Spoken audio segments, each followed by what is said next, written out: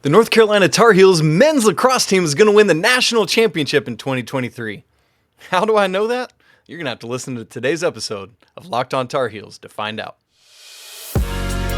You are Locked On Tar Heels, your daily podcast on the UNC Tar Heels. Part of the Locked On Podcast Network, your team every day. Hey there, it's Tuesday, June 14th, 2022. Welcome into the Locked On Tar Heels podcast. I'm your host, Isaac Shade, and I want to thank you for making Locked On Tar Heels your first listen or your first watch every single day. Please don't forget that we are free and available anywhere you get podcasts, so please subscribe. Go ahead and smash that like button if you're watching on YouTube and leave a great comment as well. Today's episode is brought to you by BetOnline. BetOnline has you covered this season with more props, odds, and lines than ever before. BetOnline, where the game starts. Well, we got a great interview on today's podcast. We have rising senior lacrosse player Alex Breschi is joining us. This dude is awesome, and I can't wait for you to hear this fun conversation that he and I had. Let's get right into it. Man, it is a joy to be joined today on Locked On Tar Heels by rising senior lacrosse player Alex Breschi. Alex, thanks so much for being here today, man. Thanks for having me, Isaac. I'm happy to be here. Heck yeah. Well, as always, it's so important that we just take time to get to know Alex the man. We'll talk about lacrosse, of course, but want people to see the dude under the mask with that beautiful head of hair and talk about that. So first off, just tell us a little bit about where you're from. Yeah, I'm from Baltimore, Maryland. I grew up right outside of Baltimore City in Baltimore County. Grew up playing football, lacrosse, golf, all the sports, soccer, baseball. My dad pretty much coached me in everything. I have an awesome family. My mom, Kelly, taught at my high school, Little Blakeville, for 37 years, and she just recently retired. And younger sister, Grace, she's 18 months younger than me. And we must do everything together. Anything that I did growing up, Grace also wanted to do. So once I picked up a lacrosse stick, she picked up a lacrosse stick, all that great stuff. And it has been awesome. I've been blessed with a great family and a great home. Big Ravens fans, hoping for a fall this year. So, yeah, it's been great playing in Baltimore County. I've loved it. That's awesome. If only the Orioles could be a little better, then you might be in good shape. They've won a couple games so far. I know we're excited about it, but we're looking for them to step it up a little bit for sure. Yeah, man, they're getting better. So, man, that's so cool. Congrats to your mom on her retirement. That's big time. Right. So, with all of that sports that you're diving into, how did you land on lacrosse? It's a great question. And I'll tell you the story of first started playing lacrosse. I was watching my dad play at the Ocean City Classic in Ocean City, Maryland. And I was watching him play. I was probably 4 or 5 at the time. And I watched my dad hit this guy so hard across the middle of the field. And after the game, I come running up to him. I'm like, Dad, could I ever hit somebody that hard? And he said, not if you keep playing T-ball. So I think I was signed up for lacrosse. The next week, I was in a lacrosse helmet and lacrosse pads. So that's the original reason why I started playing. And, in high school, I started to take it, more seriously in middle school, high school.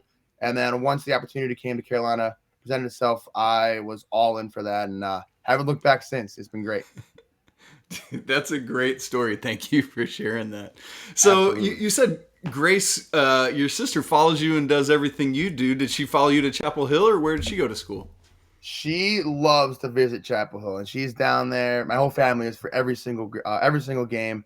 But Grace is designing her own path a little bit, and I'm very proud of her. She is going to JMU in the fall, and she's going to be the manager of the lacrosse team and hopefully walk on to the lacrosse team the next year. And I am so proud of my sister, Grace. She is awesome. She helps me out through everything in life, and she's one of the main reasons where I am today. That driving force behind me to always be better and to always help me when I needed it. She is awesome. But, she comes down to Chapel Hill all the time. She's basically the team sister. She's great. That's so fun. And you talked about coming down to Chapel Hill. Obviously, it is a little bit of a trek from Crabland up there in Maryland down to Chapel Hill. So when you're at school, what do you miss most about home? It's a great question. I think it's harder in the fall just because my family doesn't come down as much. The occasional weekend and the occasional scrimmage and stuff like that. But I say what I miss most about home when I'm at Chapel Hill is definitely just my family. missing my parents, missing my sister. That's what makes the spring so great, is they come down for every single game. So my parents, the team parents, so they're always down in Chapel Hill, which I love. And I'd say number 2 is definitely missing the food a little bit, as you said, missing Crabland. You can't really get a good crab cake in Chapel Hill. But yeah, I would say family and the food are things I miss the most when I'm in Chapel Hill. But luckily, they get to visit a lot, which is great. Do you just carry a little can of Old Bay down there with you and just season everything with that? Or? My house has like 3 jugs of it. They're like this big. It's awesome. That's great. I love that. What about the flip of that, though? What do you like and appreciate about the South that maybe you don't have in Maryland? I say first thing with Chapel Hill that if you ever lived in Chapel Hill, everybody can attest to is the weather is just unbelievable. The skies are always Carolina blue, and it's great. And it's definitely a different way of living.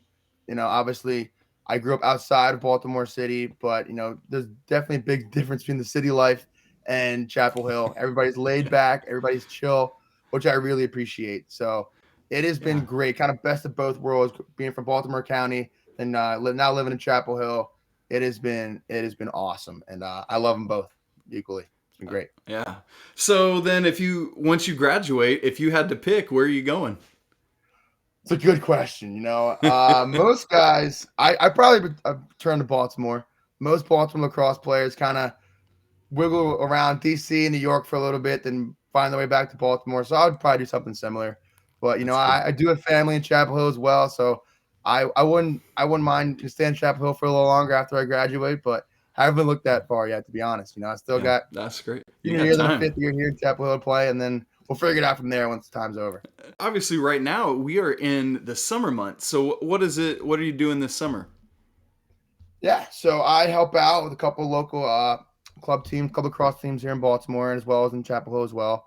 So I'll be coaching lacrosse, working tournaments, doing lessons, stuff of that nature, and it's been awesome. I've done that for the past couple of years, and I love spreading the game. It's great. Lacrosse is becoming the fastest growing sport in America. There's no doubt about that. So it's crazy. I'm happy to be a part of that. Trying to teach the younger generation. So that's what I do, and I've loved it, and so it kept me busy too, which is awesome. Man, that's super fun. And when you yourself are out there playing, you at Carolina wear number 88. Is there any significance to that, or why you chose that number?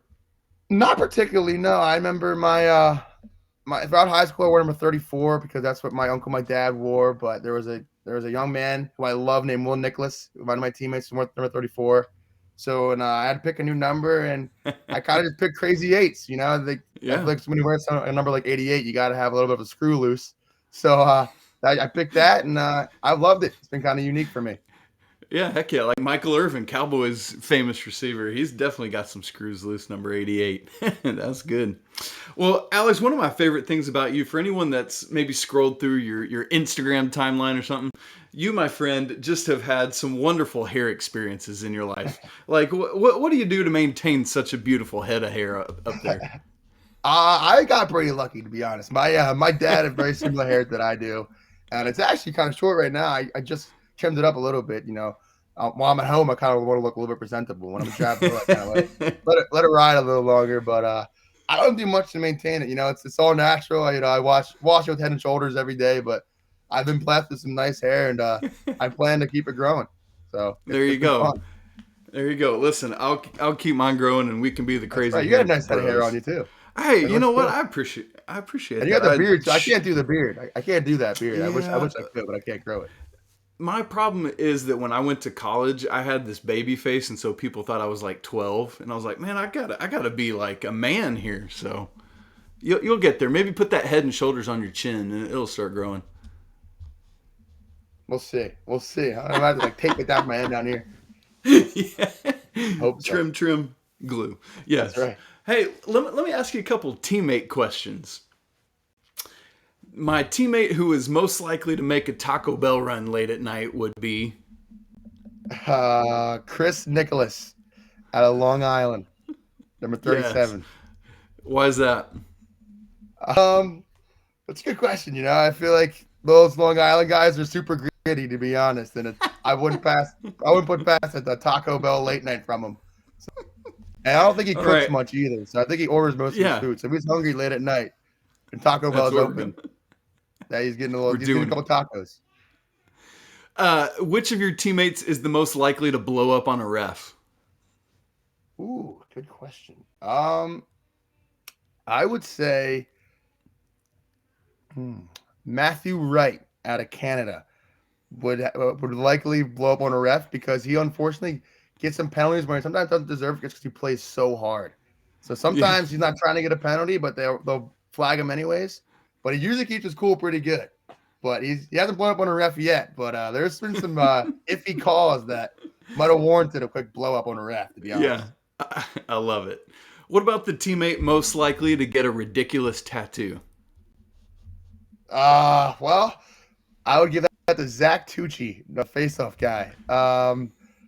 He's if anybody knows Tucci, is a lovable guy, but like a lot of us, a little bit of a screw loose. He's awesome. He'll do anything for anybody, but I wouldn't put it past him to maybe get a crazy tattoo for sure. I love that. I love that. And as we talk about lacrosse, it is guys that are just sometimes a little bit wacky, and I love that. And so, what's something, as you said, lacrosse is this fast growing sport, but some people are still so dialed in on maybe baseball and football and basketball that they haven't been able to take time to get to fully immerse themselves in lacrosse yet. And so for people tuning in who want to learn more, what is maybe something about lacrosse that general sports fan might not realize? Yeah, absolutely. And I think, sports like baseball, football, soccer, they've been around for so long are more traditional than lacrosse. I think lacrosse is a combination of different sports. I think it's a combination of, hockey and a combination of soccer where you're playing on a big field outdoor with guys with sticks in their hands that are just beating each other. And it's going back and forth. It's a fast game. And if you haven't gotten a chance to watch it, I would encourage you to watch a game because I believe that it is very, very exciting to play and to watch as well. It is, as you said, it's a fast growing game, and we know it's not your traditional American sport, but I believe it can be. I think it's Yeah. something that Americans love to watch. People running up and down the field fast, hitting each other, right? So I think that a lot of people can get into it if they give it a chance for sure. Yeah. Yeah, it's got some of those elements of football, but without the huddling up and taking time off, man. It's just going, and it's so stinking fun. Similar question, what people might not know about lacrosse, what's maybe something about Alex that people might not know? Ooh, that's a good question.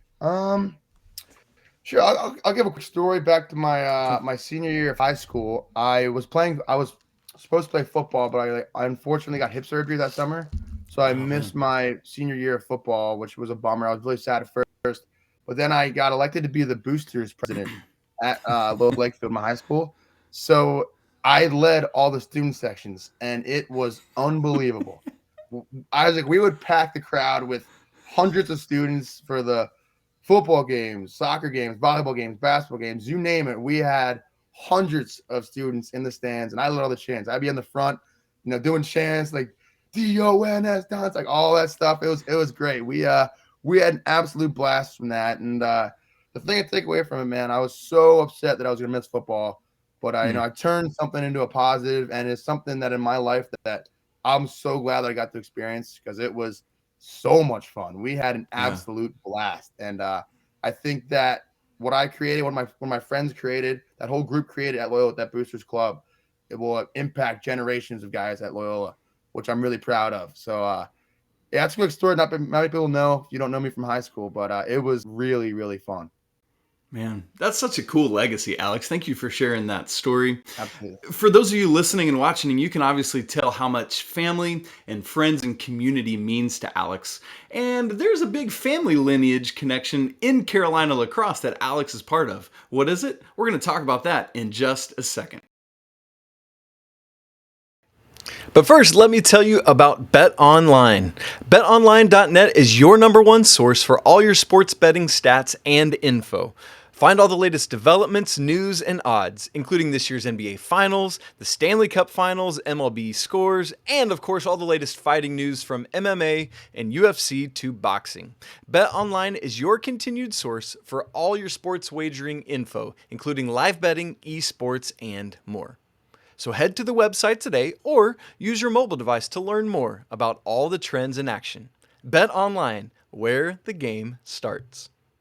We are joined today on Locked on Tar Heels by Carolina men's lacrosse player Alex Breschi. Alex, it's so good to have you. And as we referenced, there is the little bit of a family heritage between you and Carolina lacrosse. First off, there is somebody in your immediate family who was a member of the Carolina lacrosse team before you. Who was that? My Uncle Joe was on the team, and my dad was on the team. They both played at Carolina, played together in the 90s. That's so crazy. So talk to us about your dad first. Your dad, where is he from? How did he get to Carolina? My father, Chuck, is from about 5 miles away from my house right now. I think, we grew up in almost the exact same spot. He went to Loyola Blakefield. My grandfather actually went to Loyola Blakefield too. My grandfather, my dad, and myself all went to the same high school, Loyola Blakefield, Jesuit School in Towson, Maryland. And my dad grew up playing football and lacrosse, similar to I did, and ended up at Carolina. And it's been great. I remember watching him, watching old film from him. He was not afraid to old clips of him playing in Tar Heel blue, which I love. He still has jerseys and stuff around the house. But it's been great. It's something I take an extreme amount of pride in. Being able to play at the place where my dad also played is very, very special to me. Especially for somebody like you, that it's clear how much family means to you and carrying on that lineage. Like, do you think about that when you step into the locker room or when you put on the jersey? Like, man, I'm literally walking in my dad's footsteps. Absolutely. It's something that I take, like I said, a extreme amount of pride in. I'm so grateful for. But, every time I put on the jersey, put on the helmet, I feel like playing for something more than myself. I'm playing for my family. I'm playing for my cousins, for my sister, for my mom. And I'm playing on a team that that my dad and my uncle and so many alumni before me created, right? The values and what they stood for and what they still stand for, that's what I'm playing for, right? They created the ground that I'm walking on, right? So that's what I think about when I put on the helmet for sure. Dude, that's super cool, Alex. What a fun thing. And as you said, your uncle Joe also played at Carolina. But here's a curious question for you. At the University of North Carolina, who is your head coach? My head coach is my Uncle Joe, Uncle Joe Breschi. That's crazy. So, as I think about it for you, I think of all these kids. Like, I'm my son's little league coach for t-ball right now, and it's one thing, people think about like the favoritism and all this stuff, but to play for a family member at the D1 level, like what is that like? It is incredible, and it's something that many people will never experience, and I am so grateful that I have been able to experience and continue to be able to do. My Uncle Joe is an unbelievable man and an unbelievable coach. He's been like a second father to me throughout my time at Carolina. And I wouldn't have any other way, Isaac. It has been incredible playing for that man. And I look forward to this fall to get back in for sure. I talk to him all the time. It's been great. Absolutely. Man, that's super cool. And so just to help people make the connections, are he and your dad brothers, or how is that relationship? My father Chuck and Joe are first cousins. So okay, Joe is technically my first cousin removed, but we're Italian, so we kind of call everybody uncle and aunt and everybody. So we call him Uncle Joe. I love that. So did you have to have conversations about like, hey, I'm going to treat you like any other player, or here's how we're going to maintain this coach-player relationship while also being uncle-nephew? Like, how did you guys go about that? We never really discussed it. We kind of just rolled with it. I came in freshman year, and it was pretty clear how we do things in Carolina, and I just molded to it and started working hard. Yeah. It never really was the point where we had to address the whole, family thing, right? If anything, we just faced it, and it's made our life and our team closer, which I love. But there never really was a time where we had to address the whole, family dynamic about it, because number one value that we have for our team is family. So I get it up a notch being able to play for my uncle, but we're family anyways, everybody. So that's kind of what we felt about it, and what we continue to do. So it's been great. Yeah. I would love for like there to be a game where like maybe you got pulled off the field and your dad's yelling from the stands, "Coach, put my son back in." Like just ridiculous. Sure. So when it came time to choose where you wanted to go to college and where you wanted to play lacrosse, how much did the family lineage side of things play into choosing Carolina? Yeah, great question. I'll be honest, I grew up a Tar Heel fan just because of the what you just said, the family lineage. And I remember going to all the games. And the nice thing about being from Baltimore is there's a lot of lacrosse right in Baltimore, right? So the Yeah. Carolina was always coming down to, play scrimmage Ohio State in the fall, play Hopkins, play Towson, play Loyola, play these great schools where I could, drive 8 miles and go watch them play all the time. So I Yeah. obviously grew up a Tar Heel fan. My family and I would go down to Carolina for alumni weekend and stuff like that, which I always loved. And when I got into high school, it was before the rules changed. So I was a Mm. freshman in high school when I started, coming down for to visits. And to be honest, I was still young, and I honestly thought that we were just coming down to see Uncle Joe and see the family, see his four beautiful daughters, and my Aunt Julie. It didn't really click until I really started doing camp stuff. Like, oh my god, like I'm getting recruited. And I remember we were out at dinner one night, my family, my grandparents, and my Uncle Joe, and he offered. He said, "Do you want to be a Tar Heel? We want you to be a Tar Heel. What do you think?" And I looked at my dad, and I was like, "Let's do it. I'm in." And I think I might have been the only. I'm the only commit to commit right on the spot, 100%. Didn't even have time to think about it, and Yes. it has been great. Man, that's so cool. And you alluded to just a second ago, Alex, the team philosophies, and you said the first of which is family. And for those who aren't aware, the Carolina philosophy for the men's lacrosse team is family, academics, lacrosse. Why those, Alex, and what do they mean to you? Great question, and I absolutely love that we have him in that order as well. Mm. The family aspect is something that we embody and strive so much as a lacrosse team because we're trying to build something more than a team. We're brothers in that locker room, 100%. And when you embody that, when you embrace the fact that we are more than a team, you are capable of so much more because you're willing to do so much more for those guys on the field, off the field, whatever it is. You are selling your soul for those guys, giving them 1,000% every day when it's a family, when it's more than a team.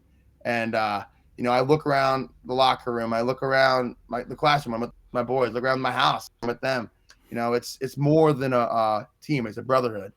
And the next piece of it is you need to take care of your academics before you can step on the lacrosse field, right? And that goes through anything, really. You need to take care of the stuff off the field before you can step on the lacrosse field. We understand that. I think we had our team GPA this year was a 3.3, which was great, the Goodness team average. gracious, that's awesome. So, we work our absolute asses off in the classroom so we can do the same thing on the lacrosse field. And the last aspect is the lacrosse piece, where we are almost like tying back to a family thing, where we are working our absolute tails off for each other to not only become close to the team, but also achieve that goal of a national championship. Yeah. And man, that's so great. And I love what your uncle, Coach Breschi, has done with that to just set this standard of here's who we are, here's what we expect. No slacking on that, and that's what we're gonna do. And just a great way to set you young men up, not just for lacrosse, but for life. And I hope that is a philosophy other people can take and build on and learn from. Now, as you said, we're building towards that goal of a national championship. And so that's where we're going to head next is let's look back at what Carolina lacrosse has been. Let's look at where we are now and where we're headed. And we're going to do that in just a second. The Ultimate NBA Mock Draft starts in 2 days, Thursday, June 16th. With over 50 insiders, nothing equals the Ultimate NBA Mock Draft. We've got the Locked On NBA Big Boards crew, plus all the Odyssey insiders. So the first pick is June 16th. Again, that's this Thursday. And to find it, you can search Ultimate NBA Mock Draft and follow now so that you don't miss a single pick. We're joined today on Locked On Tar Heels by upcoming senior lacrosse player Alex Breschi. And Alex has been through all sorts of ups and downs in his college career. If my math is right, your first year was the year that got cut short because of COVID. Is that correct? That is correct. Yep. Yeah. So what's that like as a freshman? You've got all these expectations. You've seen everything that Carolina lacrosse has been. And then it's like, oh, yeah, we're done. What's that like? Yeah, it was. Looking back on that whole experience, it was heartbreaking. Being 7-0, and then having our season cut short like that was in the moment terrifying and horrifying. It was really hard. It was a tough pill to swallow for sure because all that work that we put in that year and to have so much immediate success. Being 7-0 was terrible. It was hard to lose that, and that was before we knew that everybody was going to get a fifth year and stuff like that too. So in that moment, it was we had to look in the eyes of the seniors too and be like, you're done. And that was really hard in the moment. A lot of the guys were extremely fortunate that we got the fifth year opportunity, but in that moment, it was really hard to just have that to happen. So out of our hands, so out of our control Yeah. that we couldn't have any influence on that moment. It was a tough way to lose that for sure. But hopefully it's all behind us at this point. Yeah. Yes, please, dear God, let that be true. And thankfully, though, you guys were able to build on that. And then 2021 came into the NCAA tournament, number one overall seed in the nation, and made this great run to the Final Four where things just fell short against Virginia. What was that? I mean, obviously, you want to win that national championship, but goodness, what a cool run. That was an unbelievable year for sure, and we had an incredible time. It was so much fun, so much hard work. All the work, all the pain that we had my freshman year of losing our season and everything like that. We just funneled into that 2021 season, and we felt it. There was a lot of blood, sweat, and tears behind that year, and to have the leadership we had between Justin Anderson, Tanner Cook, Will Perry, Tyler Semineta, Cam Macri, all the guys who came back for a fifth year. Having Connor McCarthy join the team from Princeton, it was incredible. It was so awesome, and to play with those guys and to have that run like we did, something that I'll always remember. I wish we would have won two more games for Absolutely. sure, but I Absolutely. look back on that season and I'm thankful that it happened, and I'm thankful that I got to play with such awesome guys, and Yeah. it was fun. Man, yeah, absolutely. And then this year happens, and I know it's like as a competitor, that's got to be difficult. You guys had an overall winning record, but 1-5 in an extremely competitive ACC, where all 5 of those losses are to teams ranked in the top 15 in the country. I mean, that's just like what falls into place to change from the great run of 2021 to just not quite doing what you guys hoped for this year. Yeah, absolutely. I think there's multiple aspects of it, and it's something that I just talked about the 2021 season is our incredible leadership. And I think that this year we missed our man Justin Anderson, JA number 21. He was an incredible leader, and on both sides of the field, both in terms of his effort and his on the field, off the field voice was incredible. And I think we missed that a little bit this year. I think we Hmm.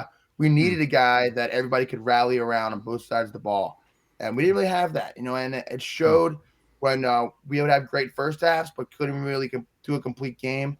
Something that we're definitely going to build on. But the immediate thing for me is we need that guy. We need that JA. Every team needs that guy to build around, and that's Yeah. something that I think that we have some guys on our team for next year that we can definitely do that, and I'm really looking forward to that. And we're not missing the playoffs next year, Isaac. I can tell you what, we're going all the way next year. I guarantee you Yes. that right now. It won't happen again. But we have a lot to build on from this year. As many negatives as there were a lot of positives and things we did do Absolutely. well. We can definitely build on, and I am really excited and extremely hopeful for our 2023 season. Yeah. And when you look too, not just at the recent history, but past history, Carolina has 5 national championships all time, fifth most in the nation in history. Most recently, 2016, that the only team to ever win the national championship as an unseeded team. How what kind of craziness is that? It's awesome, my dad's national champion, so I Yeah. definitely want to get one too to go to legacy. But Yes. Yes. I was at the 2016 national. I was at the whole weekend. My family was there the entire weekend, and it was awesome to see. And it's something that I still remember in the back of my head. Watching those guys, watching the work that they put in. And then after that, watching the celebration and how happy they were to achieve that dream is something that me and my teammates want so bad, and we can feel it. Yes. There are Yes. guys in the locker room who want this so bad, and we're gonna do it. And it's a dream of ours that we're going to accomplish, and I can't wait to do it with these group of men because we are definitely capable of that dream for sure. Absolutely, man. I love that confidence, and I love, like, Alex, that as a leader, as a rising senior, that is the kind of, it's not pride or arrogance. It's just, listen, we got the dudes, we got the talent, we've got the drive and the determination. Let's do it. Or how important do you think that is? Oh, it's extremely important. You could have the most talented team in the world, but if they don't want it enough, you're not going to do it. I think that the want and the strive to be great and the strive to win is way more important than just talent. We had an extremely talented team last 2022, and I'm not saying that we didn't want it enough, but we just didn't put the pieces together when it mattered most, and that's part of it too. So I think the want and the drive that we're going to have for this 2023 season can really, really give us that edge because we do have the talent. So if we combine that talent and that strive to be great, special things are going to happen, Isaac. I tell you what. I can't wait to see it. And there's also this dynamic of your counterparts, the ladies. They just brought home that national championship, and so I know that you're super excited for them. Even though you guys, I know you're bummed about your season and the way it turned out, but obviously you're ecstatic for them. But now there's just this little bit of, all right, our sisters got it. Now we got to go get it too. 1,000%. I am so happy for the girls. They deserve that 100%. They worked absolute tails off, and they had an undefeated season, and nobody deserves it more than them. But it's definitely a push for us.